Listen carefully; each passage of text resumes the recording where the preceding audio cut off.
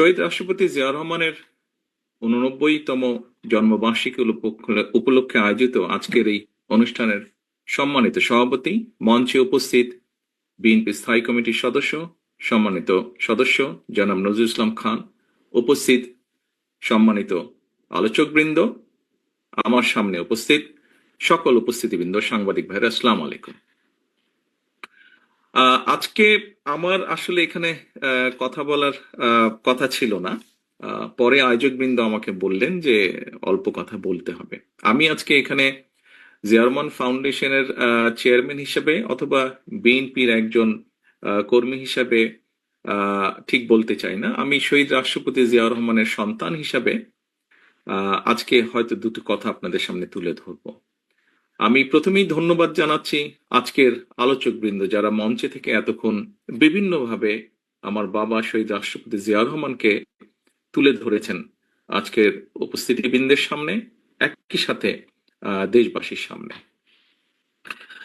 আমরা যদি খেয়াল করে দেখি, আমরা আলোচকবৃন্দ যে সকল বিষয়ে আলোচনা করেছেন শহীদ রাষ্ট্রপতি জিয়াউর রহমানের ব্যাপারে, আমরা মোটামুটি ভাবে হয়তোবা তিন ভাবে আমরা দেশের প্রয়োজনে, মানুষের প্রয়োজনে, সময়ের দাবিতে বিভিন্নভাবে যদি আমরা পর্যালোচনা করি, শহীদ রাষ্ট্রপতি জিয়াউর রহমানকে আমরা হয়তো তিন ভাবে দেখতে পাই, যেটি ছিল সময়ের দাবি বা পরিস্থিতির কারণে।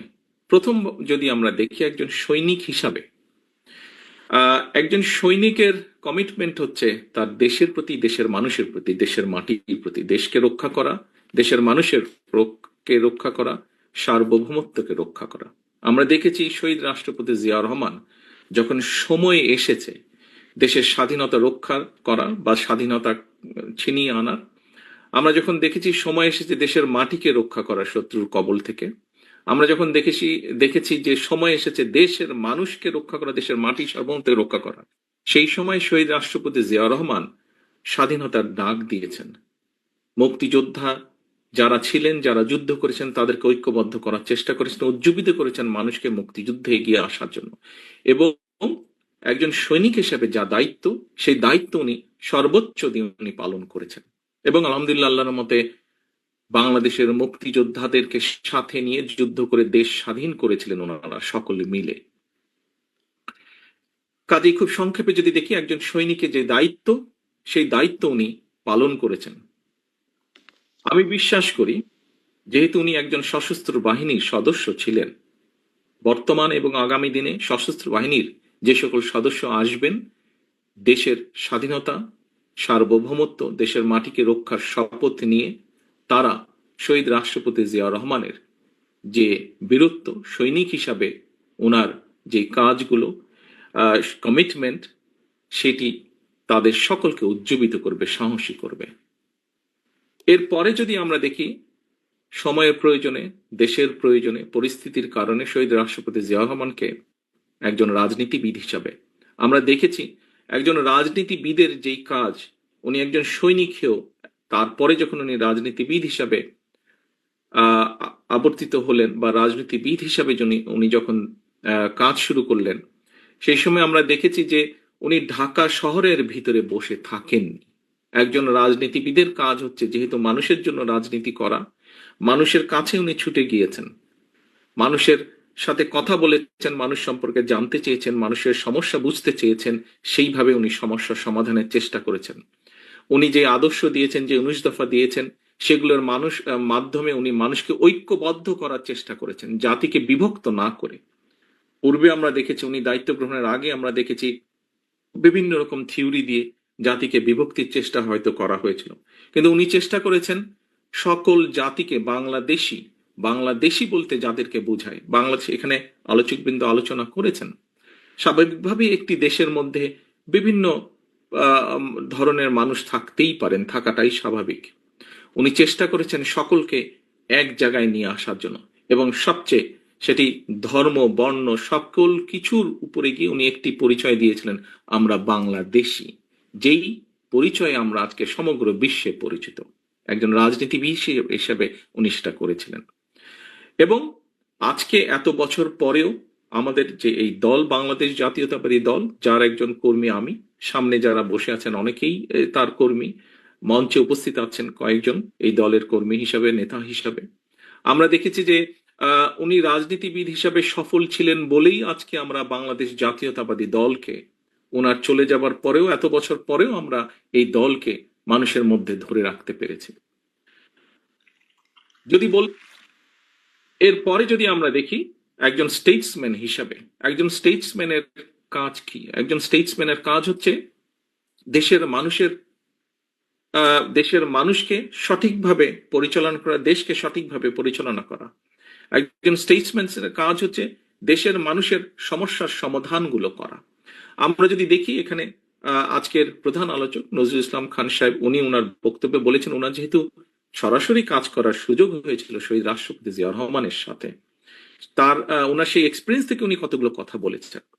কাজে আমরা যদি দেখি, যেমন আজকে আমরা আলাপ করছি, প্রায় আমরা বলে থাকি দুটো বিষয় নিয়ে।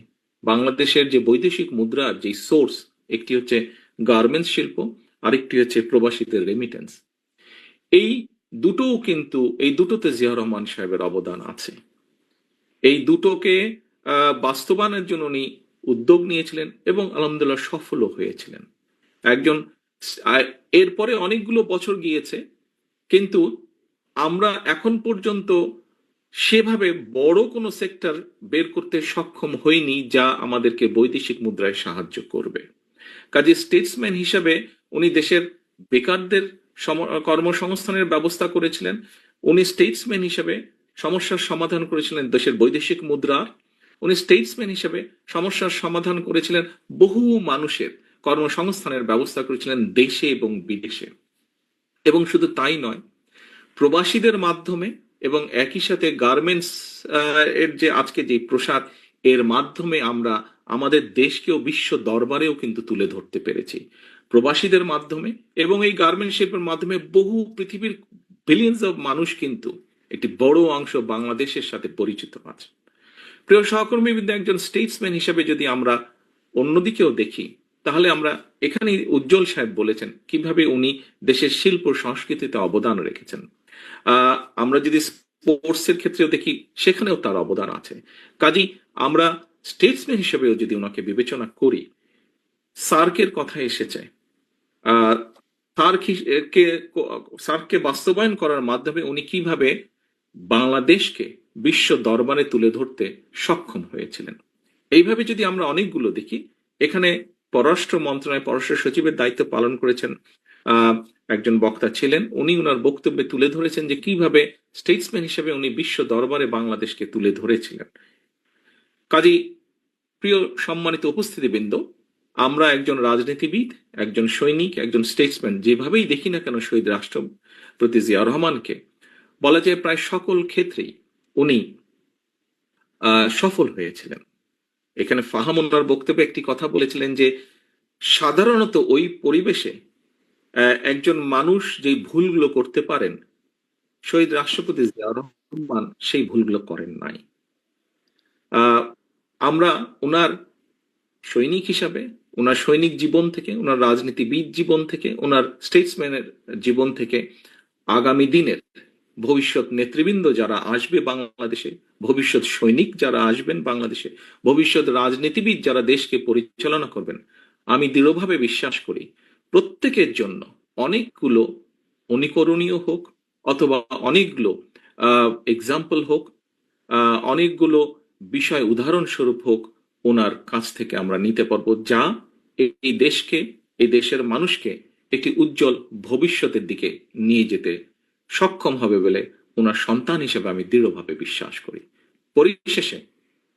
পরিশেষে আমি আবারও জিয়া রহমান ফাউন্ডেশনের আয়োজক বৃন্দকে আন্তরিকভাবে ধন্যবাদ জানাচ্ছি, এবং বিশেষ করে আমি আলোচক বৃন্দ যারা আজকে অত্যন্ত মূল্যবান আলোচনা করেছেন।